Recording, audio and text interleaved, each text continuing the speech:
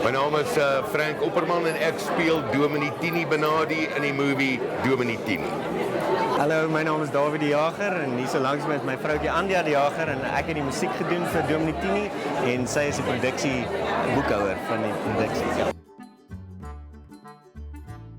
Ek dink as iemand wat groot geword het in Suid-Afrika, wat weet hoe ons kerk toe gegaan het van kleins af is en hoe ons kultuur waarmee ons groot geword het, sal baie naby aan die storie voel. Al die goeders kom jy baie vinnig agter, jy herken die routines en jy weet wat ons, jy weet daar's baie goed waarvoor jy lief is van die kerk. Daar's baie goeders wat jy ook weet nog altyd in die kerk is en jy wonder daaroor. En ek dink die groot ding wat vir my wonderlik was is mense weet nooit hoe dit agter die skerms lyk by 'n dominee se huis nie. En ek moet sê Frank het so 'n goeie rol gespeel om net te wys dat elke dominee is ook eintlik net 'n gewone oom met sy gesin en hy probeer ook net die beste keuses maak vir hulle en vir die mense vir wie hy nou, jy weet, ook probeer om naby die kerk te hou. Het was nog altyd vir my 'n eer om saam met Silas te werk en om saam met sulke groot name in die industrie te werk is net so groot voorreg. En ek dink wat my meeste getrek het is die storie van familie, want ek en my gesin is baie geheg. So daai storie was vir my baie sterk weer. Ek dink dit sal resoneer met die gehore. Dit is 'n hedendaagse storie oor 'n dominee se dilemma, 'n geloofsdilemma en waarin hy kyk na sy werk en dink het ek die pad byste geraak. En die antwoord is so dood eenvoudig hoe dit na hom toe kom deur sy vrou. En ja, ek dink ons almal op hierdie stadium in Suid-Afrika is 'n bietjie verdwaal en ons het weer nodig om te kom by 'n plek waar ons vir onsself sê, wat is my doel in die lewe? Waarom doen ek wat ek doen? En jy moet weer geloof kry en jy moenie bang wees nie. I think the power of storytelling is unmatched. You know, as I'm an actor, yes, but I also make and tell and create stories. Any story that's told is an element that could show someone a different perspective. So go see this film because it's another perspective. And go see this film because it could possibly change your mindset on certain subjects. I think storytelling is constantly something that provokes and challenges the mindset, and we should walk into that and support it, especially if it's African. Ek dink jy gaan al die karakters ken. Ek dink jy gaan ietsie van jouself vind en ek dink jy gaan ook die vrae in jou eie lewe wat nodig is. Dominee Tienie gaan oor iemand wat sy selfvertroue moet terugkry. En ek dink dis relevant vir elke persoon, maak nie saak in watter plek en waar jy in die wêreld is. Ek het my eerste film as 'n aktrise het ek gedoen saam met Silas, hulle musiek vir die agtergrond. En toe Dominee Tienie kom, toe kontak Silas my en ja, vir my gevra om die karakter van Simonai te vertolk. So toe ja, was baie lekker om weer met hom te werk na 'n paar jaar.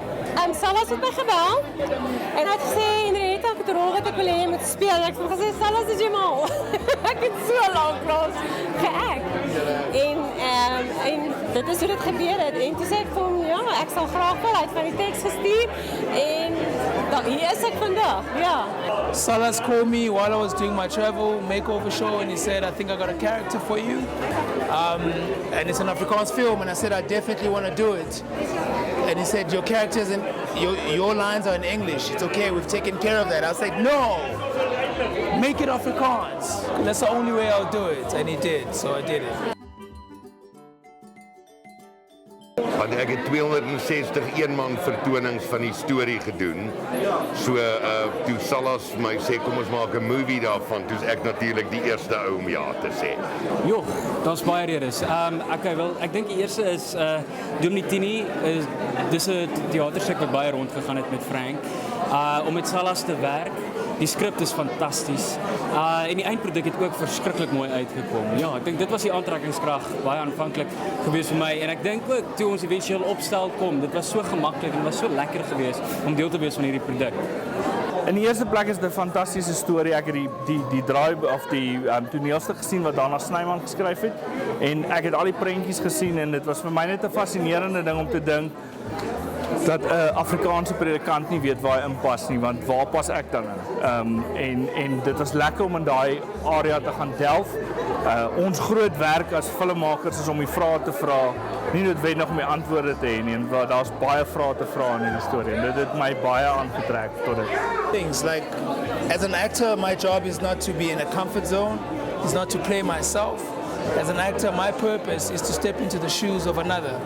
So when I found out that it was Afrikaans, I said, count me in, because I haven't done my first Afrikaans film, and I grew up in an Afrikaans town in Ladysmith, you know, and secondly, it's a character that I've never played. I'm always playing the guy, the smooth guy, the guy who has the answers, and the guy who knows his role, but this was completely different. Ek ken vir Salas en ek ken die stories wat Salas vertel en dis belangrike stories. En daar's ook baie meer aan die storie as net die storie self. So nadat jy 'n film gekyk het wat die jagers vervaardig het, dan het jy iets geleer en jy voel voller. So net per dit het ek geweet hierdie gaan 'n baie spesiale storie wees. En toe ek die teks van Dominee Tienie gelees het, toe het ek geleer dit is so. So ek dink hierdie is vir my 'n baie inspirerende en belangrike en mooi storie om te vertel. En ek is absoluut versot verlief op hierdie film. Maar dit was 'n baie uitstekende ervaring. En vir my natuurlik, ek het vir 2 jaar lank rondgetoer met die toneelstuk, 260 keer die ding opgevoer, so om uiteindelik 'n rolprent daarvan te maak, is heeltemal, jy weet, dan het ou die volle siklus gedoen, so ek voel eintlik heel lekker daaroor. En ek lyk nou nie soos 'n dominee vanaand nie, want ek is nou alweer besig om iets anders te word, jy weet. Dit was een groot voorreg. Ek was baie van die mense kom ek 'n baie lank pad al mee saam, so ons het 'n lekker ritme gehad. Dit was vir my 'n massiewe voorreg geweest om te werk saam met die akteurs wat almal my heroes was as 'n kind.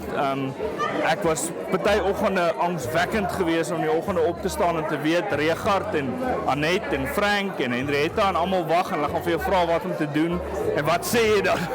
So ek het in die oggende 4 uur opgestaan, my voorbereiding, dat ek iets gehad het om te sê, maar hulle was amazing en wat 'n voorreg om met die talent te werk wat hierdie mense bring. Ek is Marley die Jager.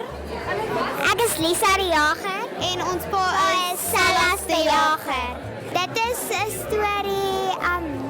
storie oor 'n dominee wat glo hy sy lewe kan reggaan. Soos hy weet nie wat om vir te preek nie en hy weet nie wat om te doen in sy lewe nie. Maar dan op die ou eind kom hy reg.